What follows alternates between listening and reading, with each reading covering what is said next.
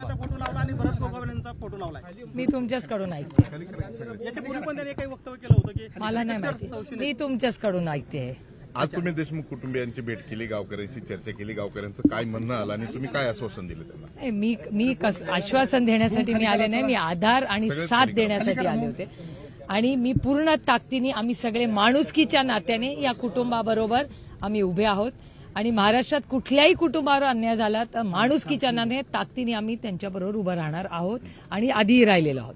त्यामुळे आज या हत्या प्रकरणाची पारदर्शकपणे ही इन्क्वायरी झाली पाहिजे. पहिला मुद्दा म्हणजे त्यांना ज्यांनी हत्या केली त्यांना फाशीची शिक्षा फास्ट ट्रॅक कोर्टमधून झाली पाहिजे. आणि त्याचबरोबर खंडणी ज्यांनी मागितली किंवा ज्यांनी त्यांना मदत केली अशा सगळ्यांची इन्क्वायरी करून त्यांना ईडी सीबीआय लागलं पाहिजे. आणि कारण काय देशाचा कायदा येतो आणि सीडीआर सगळ्यांचे फोन हे सीडीआर सगळ्या महाराष्ट्राला सत्य हे बाहेर आलं पाहिजे. आणि जे कृष्णा आंधळे मिसिंग आहेत गेले 2 महिने झाले ते सापडलेच पाहिजेत. असं कसं होईल की माणूस नुसता गायब झाला, असं शक्य तरी आहे का? ताई, शिवसेनेला एक वाय दर्जाची सुरक्षा देण्यात आली होती गुवाहाटीला असताना.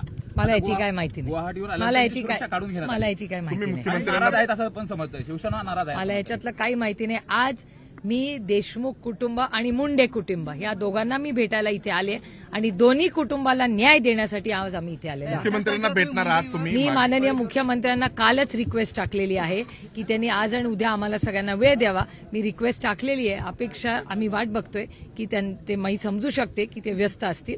त्यामुळे त्यांच्या सोयीने ते जेव्हा कधी आज म्हणजे मी रिक्वेस्ट टाकलेली आहे, वेळ मिळाली की मी तुम्हाला त्या भेटीमध्ये धनंजय मुंडे यांच्या राजीनाम्याची मागणी करणार का? सातत्यानं ती मागणी आम्हाला न्याय पाहिजे आणि त्या न्याय प्रक्रियेत कोणीही जर कुणालाही लपवण्याचा प्रयत्न करत असेल तर त्या माणसाला दूर केलं पाहिजे असा आमचा आग्रह आहे. जयंत पाटील हे मागच्या अनेक दिवसापासून दिसत नाहीयेत. हल्ली त्यांचे विधान पण आम्ही पाहत नाही आहोत किंवा ऐकत नाही आहोत. अशामध्ये इस्लामपूरमध्ये कार्यक्रम होतो आणि ज्याला केंद्रीय मंत्री नितीन गडकरी येतात, स्वाभाविक आहे त्याची चर्चा तर होते. परवाच्या दिवशी मी पण गडकरी साहेबांकडे गेले होते.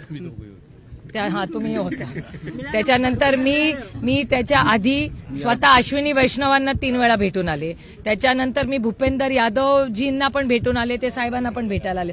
त्यामुळे आम्ही जबाबदार लोकप्रतिनिधी आहोत आणि एका सशक्त लोकशाहीमध्ये संवाद हा असलाच पाहिजे, हा आमचा आग्रह आहे. शिंदे म्हणतात की आमच्यात कोल्ड वॉर ते नाही मला माहिती.